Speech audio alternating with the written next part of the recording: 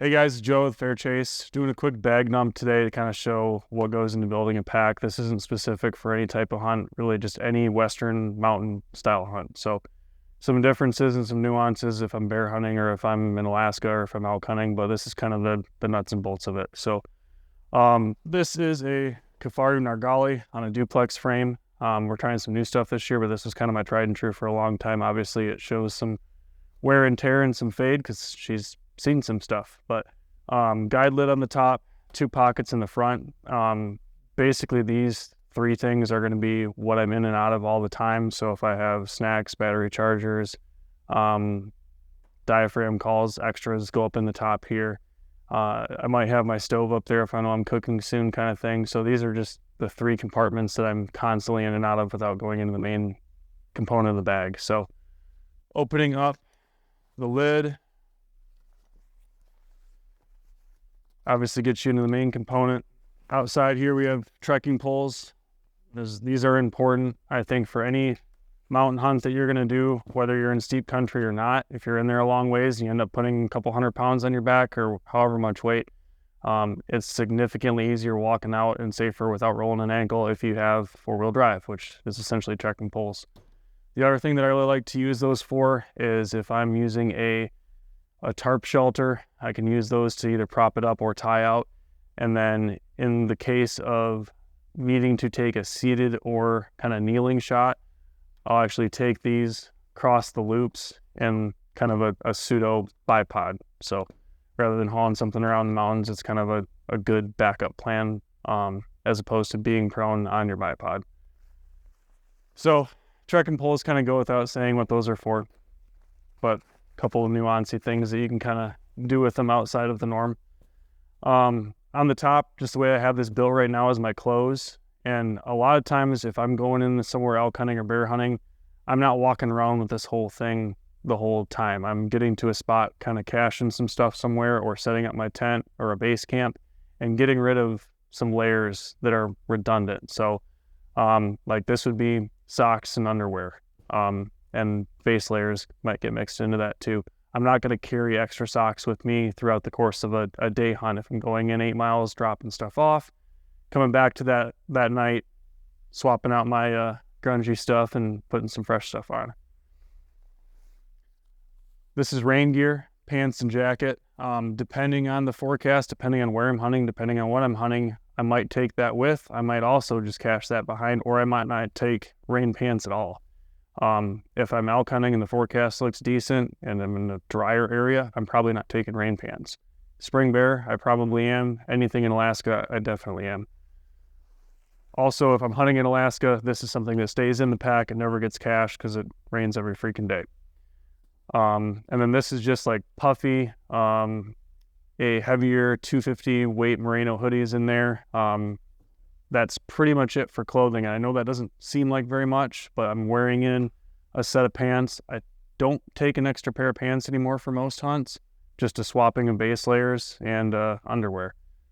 You're not showering out there. You're going to smell like garbage no matter what you do. So having fresh clothes to change into really doesn't make a whole lot of sense, as gross as that kind of sounds. In this bag, I have my SteriPen, which is basically my water filtration light. So I'll scoop up with my cup, with my stove, whatever I scoop water with, and then take that SteriPen, spin it around in there, and that kills any bacteria and any not so good stuff for your belly. Also in here, I have a first aid kit, a battery pack, a Petzl E-Light, tape, and tape meaning two things. I have a little piece of electrical tape in there that's wrapped around a lighter that can be used for a lot of different things. Then I also have a little bit of heel tape, the Luco tape, I think it's called. And then aqua tabs. Aqua tabs are basically just a little pill-size Advil-looking guy that you can drop into a gallon of water and it purifies water in a different way. It will give you crazy gas though. Stove, MSR has been one that I've kind of used forever. I've got a couple different ones. This is kind of my go-to now. I like the reactor a little bit more, but I've got a bigger pot for my reactor, so I've just been using the wind burner. We've got, so this is my sleeping pad and pillow. My pillow sucks, keeps popping. The sleeping pad's pretty awesome though. That's another thing that I'll probably just cache with my base camp or my tent. Leave a lot of this stuff behind. This is my tent, obviously into a stuff sack. Just the body and the fly of the tent. That's a 2-person, 3-season tent. I don't even remember who makes that one, to be honest with you. And then these are the poles and the stakes that go for that. Depending on what I'm doing with the hunt, if I'm bear hunting and I'm staying mobile, I might also bring a tarp so that if I have base camp and stuff set up somewhere and I end up on a way far ridge away from where I planned on being and spotted a bear and I think I can get after him in the morning, I probably won't go back to my tent that night. So having a little rain fly is pretty cool for that. And then at the bottom of this is my sleeping bag, and that is a 20-degree slick bag, which is down from Kifaru. I use that for, I would say, more than 90% of my hunts. Based on temperature, if it's any warmer, then I just kind of leave it open or treat it as like a whoopee or a blanket. If it's super cold, then I'll stack some base layers on or even wear a puffy at night too. But that 20 degree is about perfect for me for most things, but I'm also pretty warm-blooded. We've got, this looks ridiculously big, but there's a reason for it. So this is a 4-liter bladder, and again, it's very rare that I'm going to actually fill that thing up, have it in my pack, and be walking around with 4 liters all the time. But there are some spots specifically that I elk hunt that water is not a commodity. It's you load up when you find it kind of thing. So in those cases, I will load this up and walk with it, get it to my base camp, and rather than hike around with this thing hanging on my back, I'll hang it from a tree or hang it somewhere safe and then use this nozzle end instead of the hose that runs up through my bag and just cache water that way. And I'll have either a Nalgene or some sort of bottle to kind of supplement water throughout the day. I think that's about it in there. In this pouch, I have an extra light. In this bag, I've got extra lights, extra batteries. The bottom guy we've got, kill kit. So in this little guy here, I have a knife. I have about 50 feet of paracord. My tag usually goes in here. And then I also take a piece of Tyvek, which is house wrap, a 4x8 piece of Tyvek, and I'll soak it with a hose in my yard and get it nice and soft, crinkle it back up, let it soak out in the sun.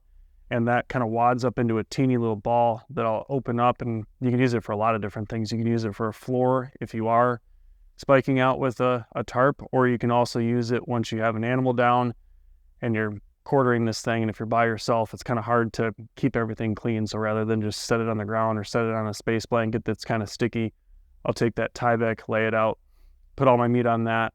And as I'm loading my pack with meat, I have that stuff safe, cool, and not getting covered in dirt. Couple of like nuancy things, I guess. If I'm on a spring bear hunt, I might bring a spotter. If I'm elk hunting, I'm definitely not bringing a spotter. Typically, I'm just hunting with 10x42 LRFs or something like that. Obviously, a bugle tube would be here if I was elk hunting, and whatever weapon you choose at that point, I guess. But in a nutshell, that's pretty much what I take. Obviously, the one thing that I didn't show here is food. On a 10-day hunt, I'm probably going to take a dozen freeze-dried meals, a bunch of jerky, as an embarrassing amount of candy, and things like element salt packets, electrolyte pouches, things like that. Didn't bring anything here, obviously, because it's not hunting season and I'm depleted on my freeze-dried meals right now. So in a sense, that's a pack dump.